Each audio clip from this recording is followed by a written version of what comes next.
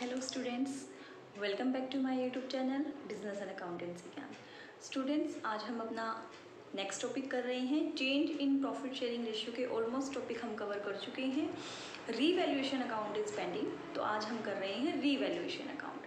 तो first of all I am telling you what is revaluation account and why we make revaluation account. So जब reconstitution of the firm होता है तो उस time पे students होता क्या है कि हम अपनी सारी चीज़ें जो भी बैलेंसेस हैं हमारी बैलेंस शीट के अंदर, उन सब चीज़ों को हम एक बार से रीट्रीट करते हैं at the time of reconstitution of the firm. Like हमने रिजर्व एंड सरप्लस का ट्रीटमेंट किया, गुडविल का ट्रीटमेंट किया, तो इसी तरह से हमारी बैलेंस शीट के अंदर जो भी एसेट्स और लाइबिलिटीज़ के बैलेंस हैं उनको भी एक बार हम रीवैल्यूएट करते हैं, उनका कंपैरिजन करते हैं विद द मार्केट कि मार्केट में उनकी क्या वैल्यू है आज के टाइम पे और बुक में क्या वैल्यू है, उनके अंदर कितना डिफरेंस आया है, और उस डिफरेंस को कंपेयर करके उससे प्रॉफिट एंड लॉस कैलकुलेट करते हैं और उस प्रॉफिट एंड लॉस को पार्टनर्स में डिस्ट्रीब्यूट करते हैं in their old profit sharing ratio.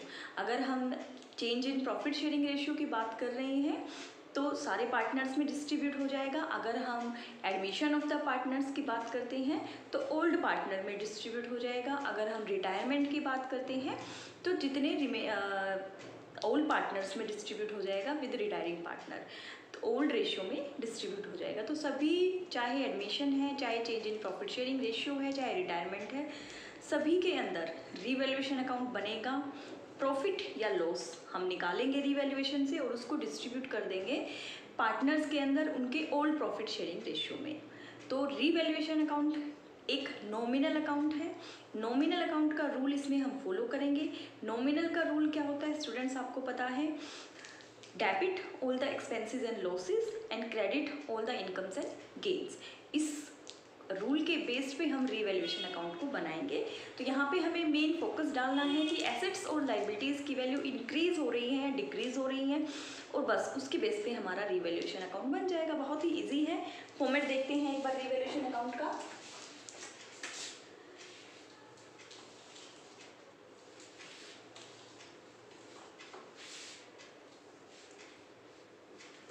Same credit, debit side, particular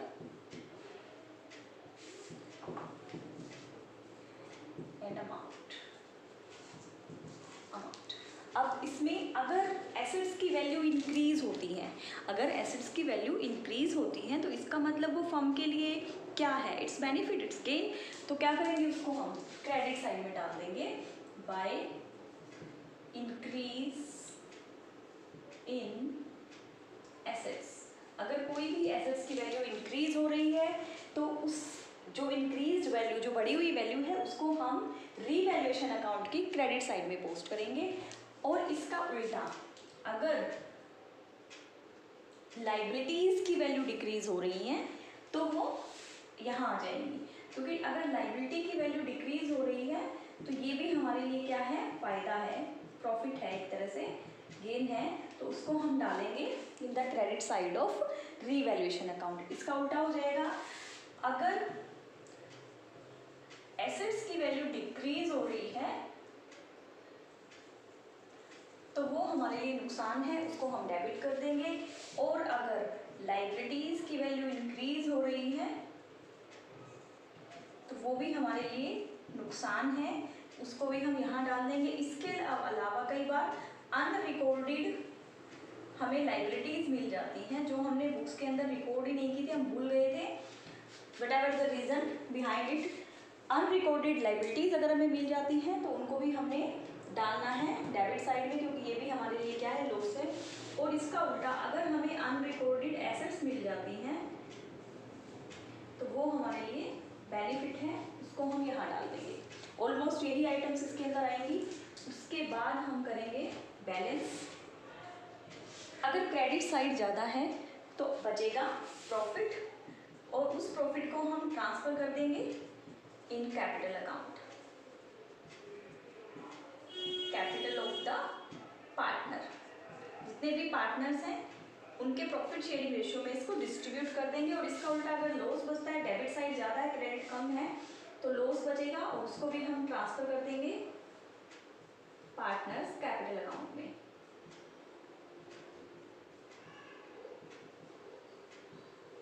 जितने भी पार्टनर्स हैं उनके प्रॉफिट शेयरिंग रेशियो में इसको डिस्ट्रीब्यूट कर देंगे। स्टूडेंट्स ये तो मैंने आपको जस्ट एक फॉर्मेट समझा दिया कि फॉर्मेट कैसे बनेगा आपका रिवैल्यूएशन अकाउंट का। एक बार अब कुछ छोटे छोटे एग्जाम्पल लेके इसको समझते हैं कि कैसे आपको पोस्टिंग करनी है रिवैल्यूएशन अकाउंट के अंदर।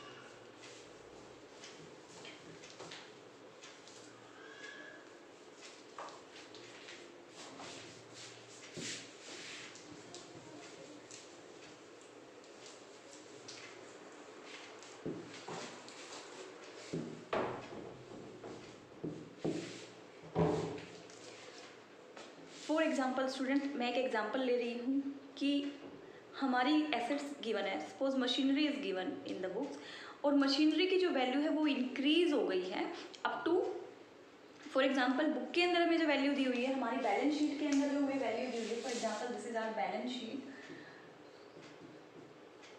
एंड मशीनरी की वैल्यू हमें गिवन है 5 लाख। बिल्डिंग ले लेते हैं फॉर एग्जाम्पल 10 लाख, फर्नीचर ले लेते हैं 50,000, फिर इधर हम लाइबिलिटी में क्रेडिटर्स ले लेते हैं 50,000, बिल्स पेबल ले लेते हैं हम 10,000 फॉर एग्जाम्पल। तो मशीनरी जो हमने ली है that is 5 lakh. Additional information में हमें गिवन है कि मशीनरी की जो वैल्यू है that is increased up to 6 lakh. Machinery की वैल्यू 6 लाख तक इंक्रीज हो गई है। तो इट मीन्स 5 लाख की पहले थी, 6 लाख की अब हो गई है। तो इसका मतलब हमारी जो मशीनरी है वो 1 लाख रुपीज से इंक्रीज हो गई है। तो हमें यहाँ सिर्फ डिफरेंस वैल्यू दिखाना है, तो यहाँ पे आ जाएगा bye machinery account 1 lakh. Machinery account के अंदर हम 1 लाख रुपीज शो कर देंगे। अब नेक्स्ट, बिल्डिंग जो है हमें गिवन है रुपीज़ 10 लाख की, और एडिशनल इंफॉर्मेशन इज गिवन कि the value of building is decrease by rupees 2 lakh. जो बिल्डिंग की वैल्यू है वो डिक्रीज हो गई है 2 लाख रुपीज़ से। अगर एसेट्स डिक्रीज हो गई है it means it is loss for us, तो इसको हम कहाँ पोस्ट करेंगे, in the debit side of revaluation account. तो ये हो जाएगा आपका 2 बिल्डिंग, और 2 लाख से डिक्रीज हो गई है बाय 2 लाख। ठीक है, 2 और बाय का आपको ध्यान रखना है स्टूडेंट्स। 2 के केस में आपको डिफरेंस लेना है और बाय के केस में जो वैल्यू दी हुई है वही लेनी है।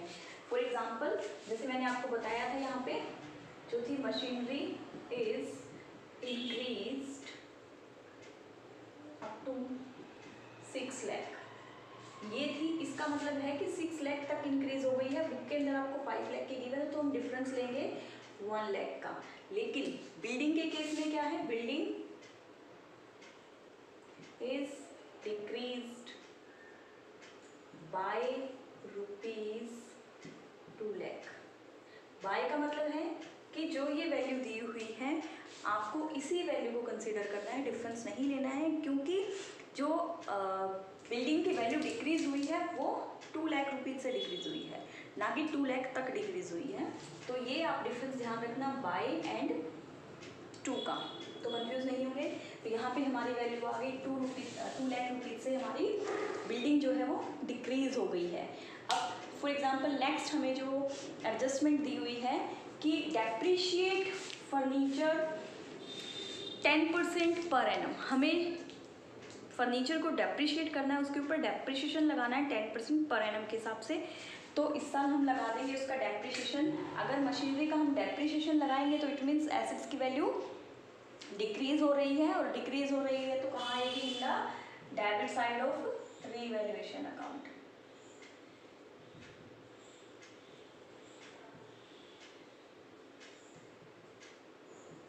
$50,000 का 10% इज 5,000। मान लीजिए नेक्स्ट एडजस्टमेंट दी हुई आपको रिगार्डिंग क्रेडिटर्स कि जो क्रेडिटर्स थे यहाँ पे हमें 50,000 दिए हुए हैं। फॉर एग्जांपल एडजस्टमेंट में हमें दिया हुआ है कि creditors are increased by 10,000। Creditors जो थे वो 10,000 से इंक्रीज हो गए हैं। अब क्रेडिटर्स इंक्रीज हो गए हैं इट मीन्स हमारे लिए क्या है, ये लॉस है, और लॉस है तो कहाँ आ जाएगा, in the debit side. Creditors 10,000 और फॉर एग्जाम्पल नेक्स्ट हमें जो एडजस्टमेंट दी हुई है that is about there is unrecorded assets in the books of rupees for example 75,000 की अनरिकॉर्डेड एसेट्स थी। तो अनरिकॉर्डेड एसेट्स का मतलब क्या है कि हमारी बुक्स के अंदर एसेट्स हम अब इंक्रीज कर रहे हैं। तो एसेट्स अगर इंक्रीज हो रही है तो इट मीन्स ये हमारे लिए फायदा है। What ever the assets name is, जो नाम दिया हुआ वही डाल देना 75,000। फॉर एग्जाम्पल हमें ये 5 एडजस्टमेंट दी हुई थी, तो इस तरह से आपको एडजस्टमेंट को पुट करना है इन द रीवैल्यूएशन अकाउंट। इसके बाद हम बैलेंस करेंगे 2, 10 और 5, 2,15,000 एंड इधर 1,75,000। डिफरेंस निकाल देते हैं 1,15,000 and minus 75, 1,40,000। It's 1,40,000 still. Once again, I am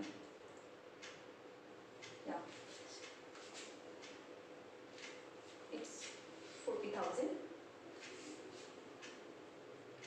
It's 40,000 and it is the loss. मैंने क्या बताया था आपको, अगर डेबिट साइड ज़्यादा और क्रेडिट साइड कम हो तो इट मीन्स क्या है, ये लॉस है।